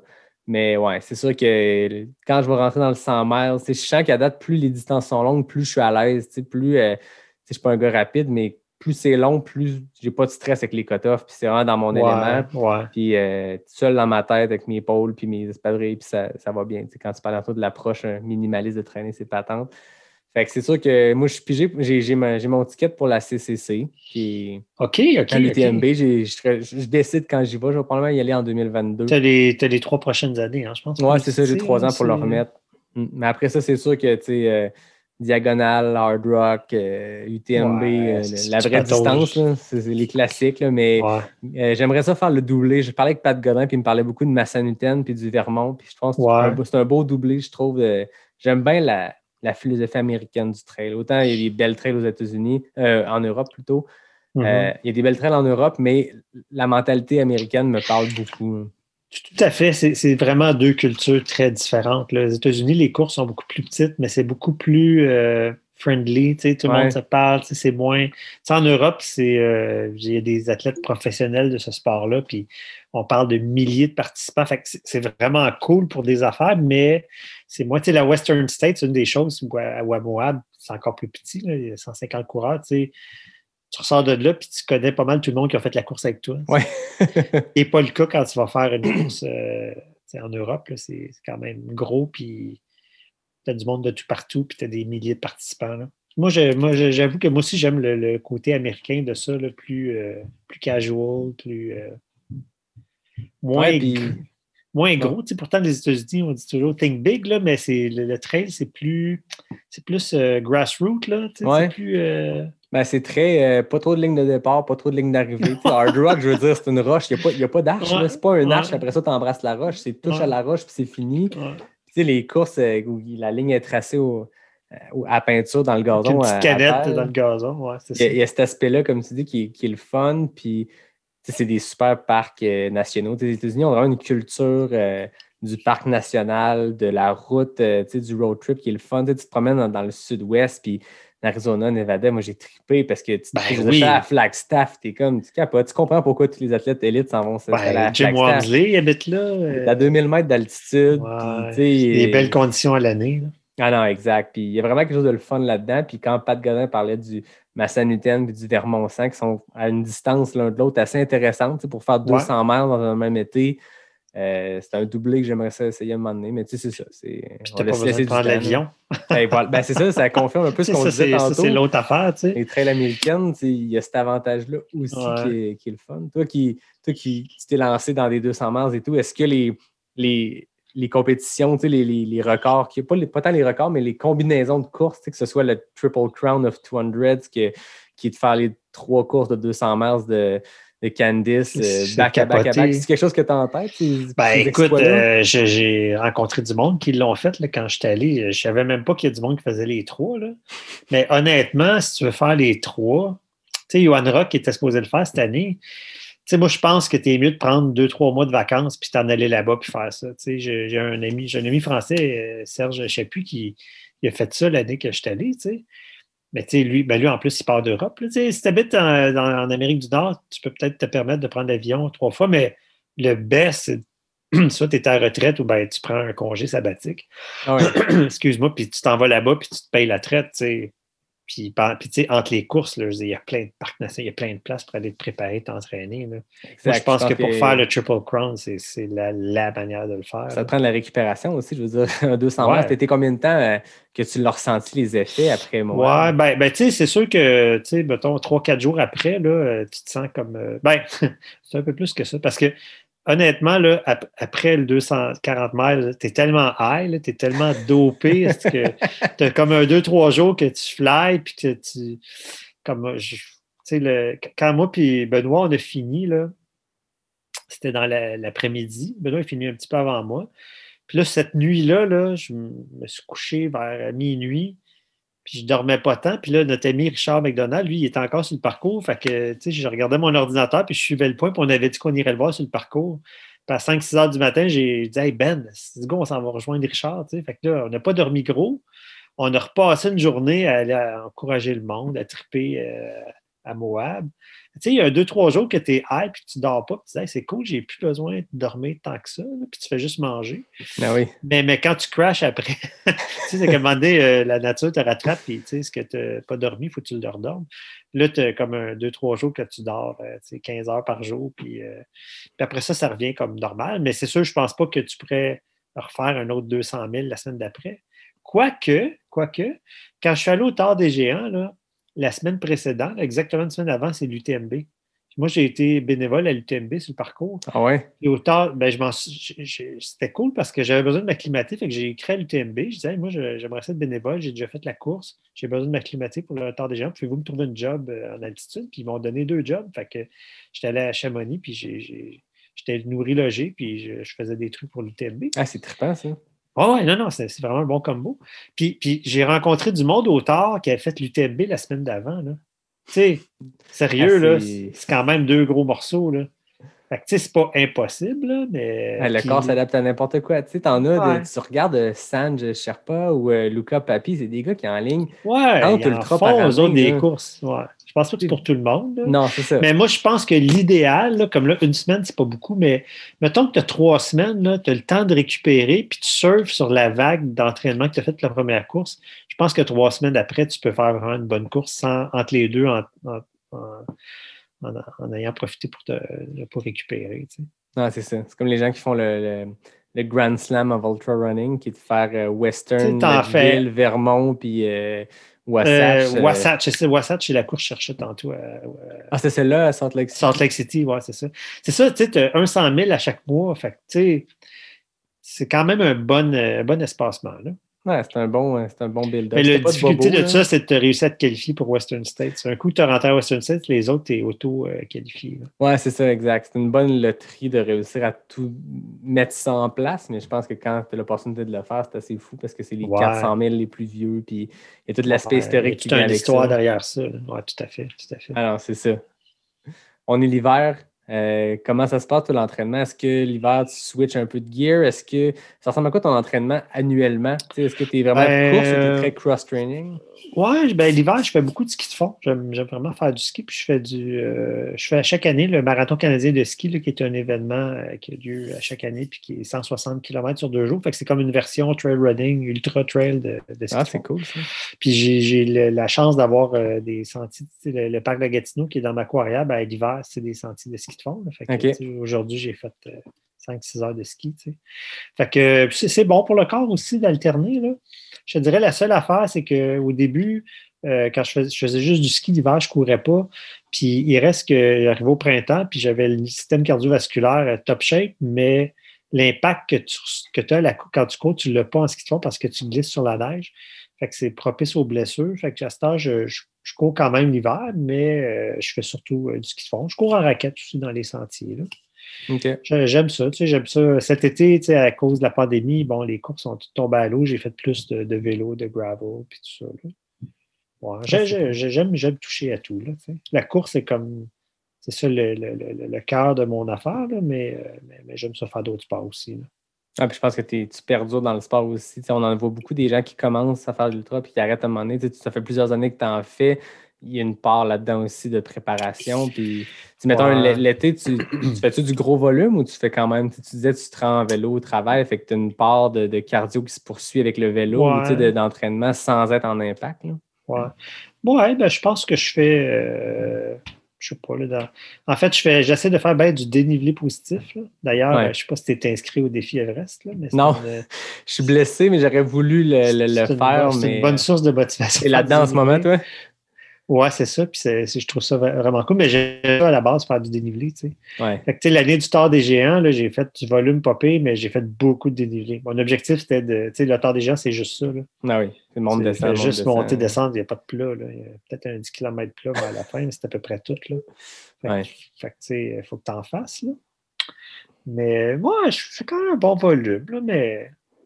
Quand en rétrospective à la fin de l'année, quand je regarde ça, je ne suis pas hyper structuré, mais je le sens en même temps un petit peu. Là, je me fais un plan. Puis je cours 3500 km peut-être dans une année, 4000 les grosses années. Avec l'année du Tour, j'ai fait quelque chose comme 140 000 mètres de dénivelé.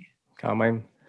C'était une grosse année de dénivelé, mais j'avais mis mon accent là-dessus. Là. Oui, c'est ça, tu fais du spécifique, sachant que c'est une course où tu as besoin de ça. Là. Puis souvent, le dénivelé, on parle beaucoup de dénivelé positif, mais le négatif fait du bien aussi en entraînement parce que c'est là qu'il est le nerf de la guerre. Hein. Écoute, au Tour, à un moment donné, tu descends 2500 mètres négatif, sans arrêt. Là. Tes quads sont fatigués à la fin. Là. Ah, c'est clair, imaginez... descendre 6 fois le Mont-Saint-Anne sans arrêt. ouais, c'est ça, c'est le sans arrêt le problème. Parce que, quand mettons que je vais dans le parc ici, puis je fais une montée de 150 mètres, monte, descend, je peux même cumuler 2000 mètres, mais c'est du monte, descend, c'est pas pareil comme monte, puis descend. Fait que ça, cette spécificité-là, elle est dure à retrouver ici, là, à moins d'habiter au Mont-Saint-Anne ou à Tremblant, on le fait dans les Adirondacks. Mais on fait qu'est-ce qu'on peut. Il y a du monde qui habite. Casey Lichtig qui a gagné la Western States, elle habite dans une place qui a 0 côte. Là, c'est ça. C'est un plat, tu sais. Fait que... Puis en regardant ton parcours aussi, force est d'admettre que même si tu habites dans une place un peu plus plane, tu as performé bien puis tu as complété des ultras qui sont hyper montagneux. Puis, Les Adirondacks, c'est vraiment un beau terrain. Juste si vous ne connaissez pas, là, c'est... On parle souvent des Whites, je pense. Moi, je suis de Québec. Fait que, vous autres, les Whites. Ouais.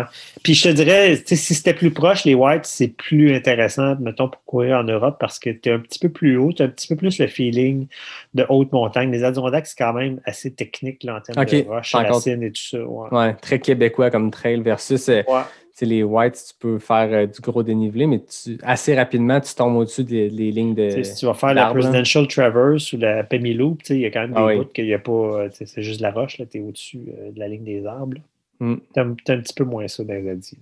Ouais. Ça reste des bons terrains de jeu qui, quand on est en mode COVID, on peut traverser la frontière et aller s'amuser là-bas. Ouais. C'est peut-être l'affaire qui me manque le plus que de la COVID. Là, du fait qu'on ne peut pas traverser la frontière, c'est d'aller à Lac-Placide et aller courir dans les trails. Là. Avant de terminer, avant de passer à mes questions éclairs, ton année 2021 ressemble à quoi si tout se passe comme prévu?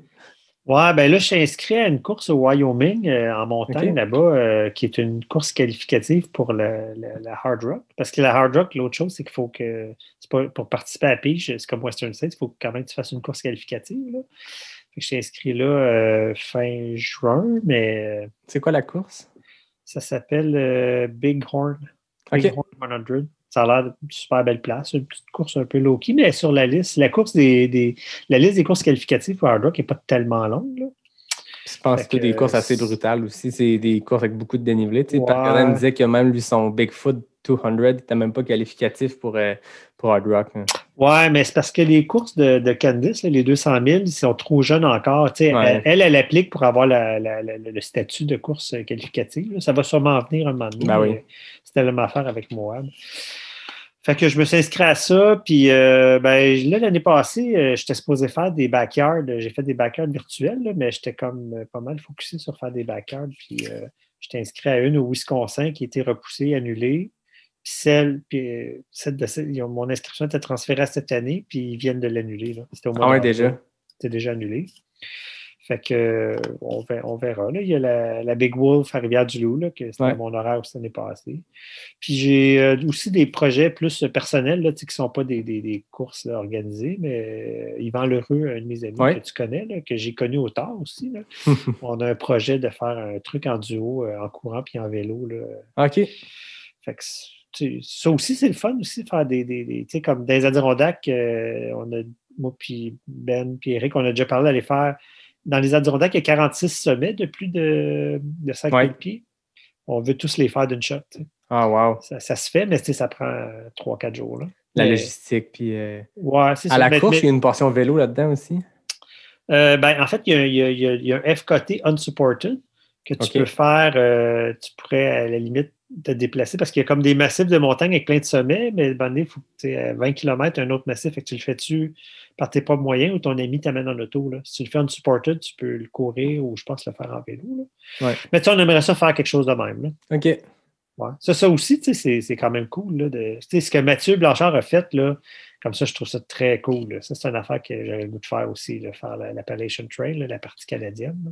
Ah, puis je pense que la pandémie a amené ça aussi. Vu qu'il y avait un petit accalmie de la COVID ou de la propagation du virus, ben cet été, c'était pas risqué d'aller se lancer dans des aventures puis d'aller dans d'autres régions. Puis il y a beaucoup de monde qui ont essayé des FKT ou juste des aventures en solo. J'ai reçu Philippe Deshôtels qui a fait plein de FKT, mais pour le trip des enregistrés sur le site de FKT, puis d'encourager le monde à faire « Hey, il a fait la boucle du diable, je vais aller essayer de la faire moi aussi. » Puis juste d'aller se lancer dans ces aventures-là en autonomie. Puis il y a un trip qui est le fun là-dedans aussi. C'est ça, tu n'es pas obligé de t'inscrire à un événement. Tu peux créer ton propre événement ou tu peux le faire avec des amis plus petits, là, mais tu trouves un challenge qui t'intéresse. Le défi Everest, c'est un peu ça aussi. Là, on a plein de monde qui le font. On n'habite pas tous dans la même région, mais on court après tout le même but. Là, puis c'est motivant, c'est le fun.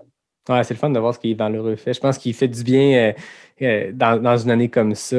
Dans une année, c'est rendu 2 ans, mais dans une période comme ça, avec ces défis qui sortent un peu de l'ordinaire puis qui changent des courses, mais de se lancer comme ça. Il est super, ce gars-là. Ouais. Tu devrais l'inviter. Je voudrais pas brûler mes punchs, mais il est à l'horaire. J'aurais bien aimé ça me lancer dans le défi Everest, mais là, j'essaie d'être intelligent. Je m'étais blessé avant. J'étais blessé à l'automne. Quand je pensais être correct, je me suis lancé dans un plan de marde avec David Bombardier. Que j'ai le spécialiste des plans de marde. Et voilà, je me suis entouré du spécialiste. On a fait quelque chose dans le cadre du 24 heures talent. Je me suis reblessé. Fait que là, j'ai même dit à ma blonde, j'ai dit, si je te parle d'un défi dans lequel je me lance d'ici juin, dis-moi que je suis cave. Dis-moi que j'ai pas le droit de le faire parce que je m'embarque. Là, ça va bien. Là. J'ai capable de courir des 20 kilos sans problème. Je le sais que dans ma tête, dans un mois, je vais me dire, je pourrais essayer ça. Non, je vais me rendre. J'ai le QMT en juin. Ça va être ça mon prochain défi. Puis, il faut que je sois intelligent. Mais quand j'ai vu ça, le défi Everest, j'ai failli briser mon pacte avec moi-même puis me lancer. Mais j'ai fait non, il faut que je sois intelligent. Je vais faire ma part pour le défi Everest. Puis, je vais recevoir Yvan Lheureux dans les prochaines semaines, prochains mois. C'est pas la force des ultra-trailers que d'être intelligent souvent. Ah, c'est ça. On apprend. Et moi, pour finir, Richard, j'ai tout le temps mes questions éclair NAC. Je t'explique le concept. Ouais, j'ai vu un classement de ça cette semaine. Il y a même un classement. Après 20 épisodes, je me suis ouais. dit, je vais faire un classement pour voir c'est qui les FKT. On parlait de David. Il y a toujours aujourd'hui le C'est lui qui FKT trône au masculin. sommet chez les gars. Chez Mais les filles torchent les gars vraiment. solides. Puis la semaine passée, oui. le FKT, c'était Anne Champagne, puis Isabelle Morin est venue chercher le FKT en 22 secondes. Fait que, en ce moment, le top 5 au scratch, c'est 5 filles. C'est 5 filles. Richard, tu as beaucoup de pression sur toi parce qu'il faut prendre le flambeau parce que là, David, avec 26 secondes, il n'est même pas dans le top 5 overall, mais c'est notre gars le plus rapide. On va y donner. Il est devant une trolley de coureurs élite très rapide. C'est le moment, le FKT, parce que n'importe quel coureur, peu importe sa vitesse, peut se confronter aux élites puis les battre parce qu'en ce moment, je veux dire, Elliott Cardin, Mathieu Blanchard ne sont pas dans le top 5. Là. Fait que 10 questions A ou B, très rapide. Tu me dis quand tu es prêt, puis je pars le chrono. Okay. C'est A ou B, OK. Ben, en fait, tu peux répondre la bonne réponse, mais c'est des petites questions à 2 éléments en opposition. OK. Go! Route ou trail? Trail. 100 miles ou 200 miles? 200 miles. Voyager pour courir ou voyager pour relaxer? Pour courir. Tort des géants ou Moab? Tort des géants. Question NAC, saveur banane chocolat ou amande chocolat? Banane chocolat. IPA ou stout? IPA. Sentier roulant ou technique? Technique. Nachos ou brownies? Nachos. Chamonix ou Squaw Valley? Squaw Valley. S'entraîner seul ou en groupe? En groupe. 25 secondes. On a un nouveau FKT, mesdames, messieurs. Nouveau FKT masculin. Ouais, il n'y a pas de bonne ou mauvaise réponse. Tu ne peux pas comparer ça. Non, mais c'est tout le temps des réponses assez rapides. Il faut se rendre au bout des 10. Mais 25 secondes, c'est toi notre nouveau gars qui trône au sommet des FKT. Il est encore loin de Isabelle et Anne et les autres, mais dans ma petite tribu de gars, c'est chez moi qui trône.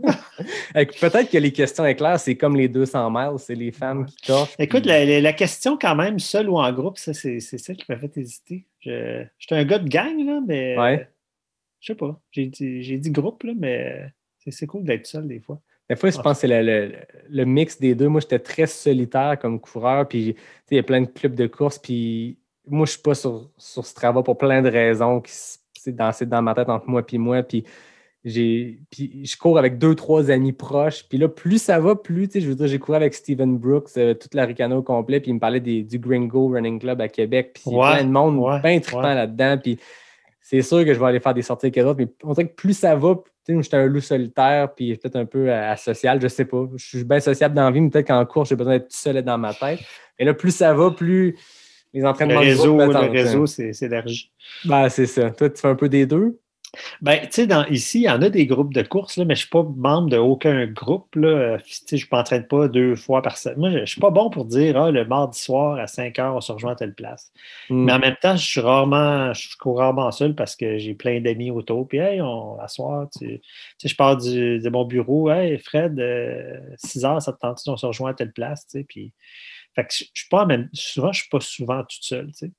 Mais je ne suis pas dans un pattern, là, disons, de groupe. Tu n'aimes pas t'obliger à avoir une sortie le mercredi à 7 heures avec ta non, je ne suis pas très bon avec ce genre de format-là. Un peu plus freestyle dans l'entraînement. Ouais, ça prend de la flexibilité. Là, il faut juste rentrer avant 8 heures. Hein. C'est ça qui est le défi. Moi, je suis souvent dehors entre 8 et 9. Là, c'est le fun le soir aussi à Frontal. Mais là, Yvan, il est parti de quoi de le fun avec sa le B7, bonhomme B7. 7 heures. On sort à 7 heures avec nos frontales, puis on va aller prendre. C'est le fun, je peux m'embarquer dans un défi d'Yvan sans risquer de me blesser en faisant des plus. On va mettre ma frontale, puis on va aller s'amuser. Yvan, c'est un gars d'idées ici. Il y a des idées de même à tous les jours, il y en a des centaines. C'est cool. Fait qu'on va mettre nos frontales puis on va aller faire le défi B7 de Yvan. Merci beaucoup, Richard. C'était vraiment intéressant de jaser toutes ces courses-là. Moi, je te l'ai dit, quand j'ai vu la liste de courses que tu as faites, je me suis dit, OK, on va juste jaser de trail. On va jaser en geek de trail connus puis de courses mythiques. Puis c'était vraiment intéressant. Puis je pense que c'était super de rencontrer Yannick. Merci pour l'opportunité. C'est tout le temps le fun de jaser de trail. Ben oui, exact. On dirait qu'on a moins l'occasion ces temps-ci parce qu'il faut être tout seul dans nos bulles familiales, mais quand on peut le faire via un balado ou via d'autres choses, puis de prendre une bière puis de jaser de trail, c'est toujours le fun. Ouais. Longue vie à ton balado. Ben merci, c'est gentil.